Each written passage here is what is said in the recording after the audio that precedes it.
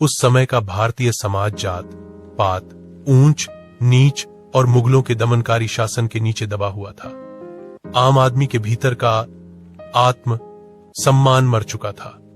लोग स्वयं को दीन, हीन और अछूत मानते थे।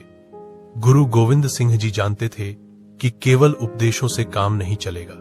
एक ऐसी शक्ति की आवश्यकता है जो इंसान के भीतर के डर को जड़ से उखाड़ फेंके।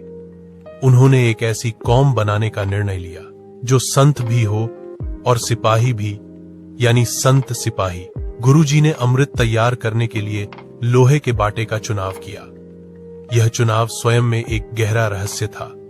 सोना या चांदी अमीरी और अहंकार का प्रतीक हो सकते थे, लेकिन लोहा शक्ति, दृढ़ता और सुरक्षा का प्रतीक है। उन्होंने लोहे का पात्र इसीलिए चुना ताकि उनके सिखों के इरादे और चरित्र लोहे की तरह मजबूत हों, जिन्हें कोई भी सांसारिक लालच या मौत का भय पिघला न सके। लोहे का पात्र यह भी दर्शाता था कि खालसा एक ढाल और तलवार दोनों है। अमृत को तैयार करने के लिए गुरुजी ने जल में खंडा चलाया। खांडा साधारण तलवार नहीं है, इसके दो धार दो शक्तियों का प्रतिनिधित्व करते हैं। मीरी, जुल्म के खिलाफ लड़ने की शक्ति।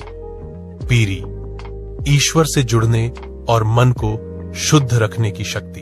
जब गुरुजी जल में खंडा चला रहे थे तो वह जल केवल पानी नहीं रह गया, बल्कि वह वीर रस और ब्रह्म ज्ञान का मिश्रण बन गया। यह संदेश था कि एक खालसा का जीवन केवल प्रार्थना तक सीमित नहीं है, बल्कि धर्म की रक्षा के लिए शस्त्र उठाना भी उसकी साधना का हिस्सा है। गुरुजी ने केवल शस्त्र नहीं चलाया, बल्कि अमृत तैयार करते समय निरंतर 5 बाणियों जपुजी साहिब, जाप साहिब, सवैया, चौपई साहिब और आनंद साहिब का पाठ किया।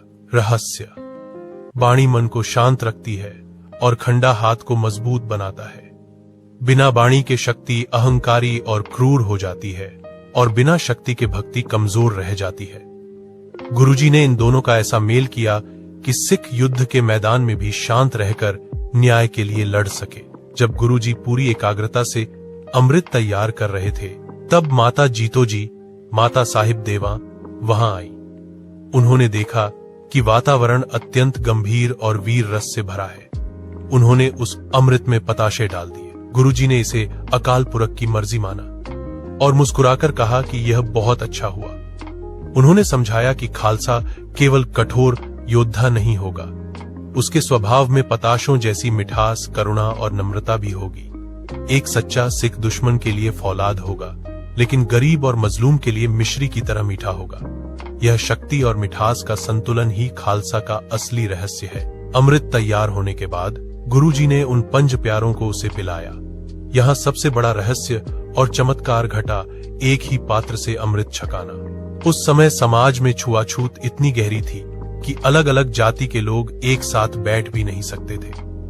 गुरुजी ने उन 5 को, जो अलग अलग जातियों से थे, एक ही बर्तन से अमृत पिलाकर सदियों पुरानी दीवारों को ढा दिया। उन्होंने उनके नाम के पीछे सिंह लगा दिया, जिसका अर्थ था कि आज से तुम किसी जाति के नहीं, बल्कि अकाल पुरख के शेर हो।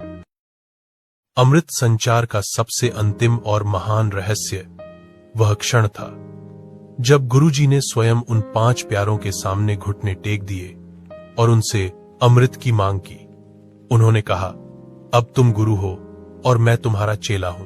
प्रेरणा: उन्होंने सिखाया कि सच्चा नेता वही है जो अपने अनुयायियों को अपने बराबर खड़ा कर दे।